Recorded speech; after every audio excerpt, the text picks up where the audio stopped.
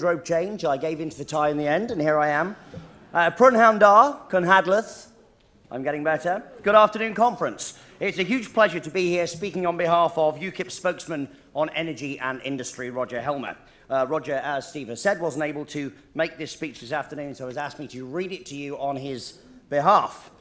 This event in Llandudno could be the most important conference in our party's history. At last, we're facing the ultimate test, a referendum on our EU membership. And every one of us in this hall can claim part of the credit. If David Cameron had not been running scared of UKIP, he would never have offered this referendum in the first place.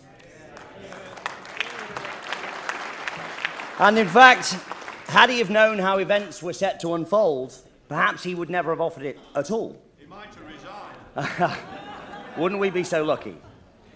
But already the shape of the campaign is emerging. Nigel referred earlier to the Romanians. Well, Roger likes to call them the staymongerers. Those people, led by our Prime Minister, have already launched Project Fear, the nightmare on Downing Street. And if it hasn't hit you already, it'll be coming to a street near you very soon. Yet again, they're recycling the 3.5 million jobs myth, which is quite simply a lie. They know, or ought to know, that it's just untrue. It's based on a year 2000 report from the National Institute of Economic and Social Research. That report said that 3.5 million jobs depended on trade with the EU. It went on then quite specifically to state that there was no prima facie reason why that trade would stop if we left the EU.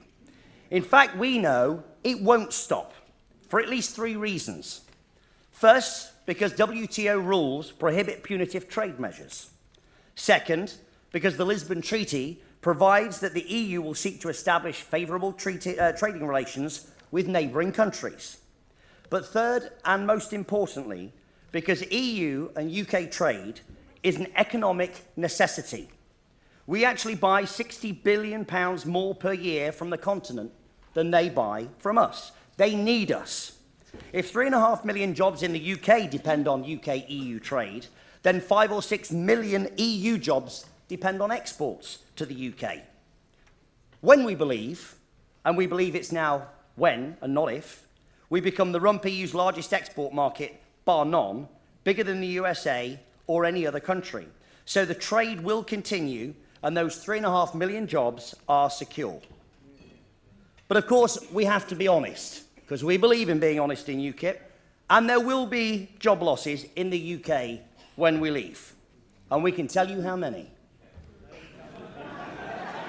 74.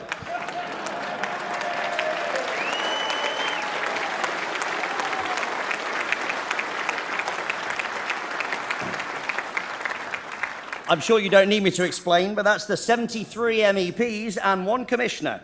And we're going to be happy to say goodbye to every single one of them.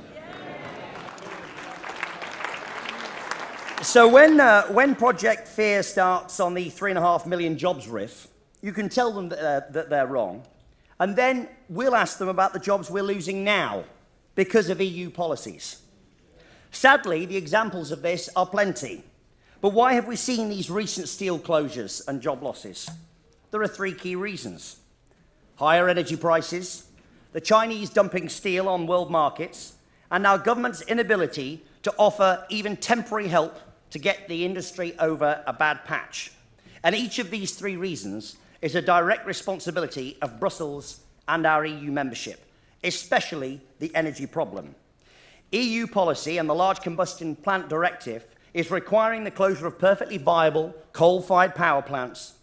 Cheap, reliable generation is being replaced with intermittent, unreliable renewables, and especially with our old friends, the windmills. In the last few years, we've seen half a dozen power stations closed for no other reason than the EU's renewable obsession. This Tory government recently announced an end to new subsidised onshore wind projects. The wind industry was immediately up in arms and insisted it couldn't manage without subsidies, which is odd, given that they've already claimed to have achieved grid parity, meaning they should be able to operate commercially without subsidy. Now we read recent reports say that the government is looking at rebranding subsidies under a different name, although that's another story. The result is that any energy-intensive industries in Britain and across the EU are closing and relocating, often to adjacent countries like Turkey or Ukraine or North Africa, or to China or India. We're driving these industries abroad, taking their jobs and their investment with them. We've talked about this problem at previous conferences, but let me just remind you of the industries involved. It's not just steel, it's aluminium and chemicals and fertilizers and petroleum refining and glass and ceramics and cement. Europe has lost nearly 500,000 direct and indirect jobs over the last 7 or 8 years. And if we go on like this, we can anticipate similar job losses by 2021. Let's tell the Romanians it's the jobs and the investment we're losing today as a result of EU policies that we need to be talking about. The EU talks about promoting manufacturing, about increasing manufacturing as a share of GDP to 20%. Yet its policies drive manufacturing operations away. There's a bitter irony here. These energy-intensive industries are going to foreign jurisdictions which generally have lower emission standards. There's actually a UK government report stating that imported refined petroleum products involve 35% higher emissions than for refining in the EU. This policy is self-defeating in its own terms.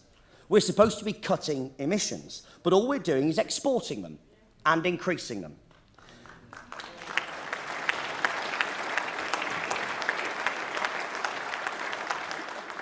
And bear in mind that a ton of CO2 in Kiev or Karachi has just the same impact on the environment as the same ton in Cologne or Kettering. Meantime, our UK-EU energy policies are not merely forcing up prices, they're undermining our energy security.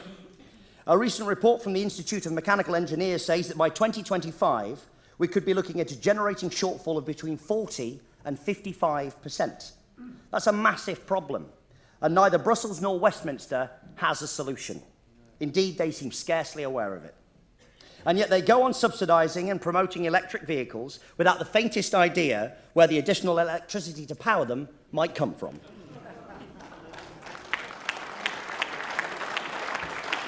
Let me tell you what UKIP would do. Outside the EU, we can dramatically cut energy prices by stopping the green taxes and subsidies that lead to vast misallocation of resources on inefficient renewables. Outside the EU, we will cut energy prices for households and pensioners, whilst exploiting low-cost, reliable energy sources like coal, gas, and nuclear. Outside the EU, we will restore industrial competitiveness and prevent further energy-driven job losses. Outside the EU, we will ensure energy security, currently under threat, by keeping existing plants due for closure under the LCPD and building new, clean coal plants.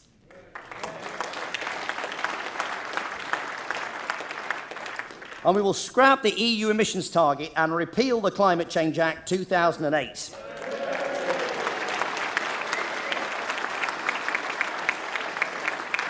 We would be able to seek cross-party agreement in Westminster for regulatory continuity, which we desperately need to facilitate investment in long-term energy infrastructure development. Cameron likes to call Brexit a leap into the unknown. Well, what he doesn't realise is that in UKIP, we ventured into the unknown before. We've broken down barriers and achieved things which are unprecedented for a new party. Collectively, we've brought about more change in the political narrative over 23 years than we could have ever dreamed.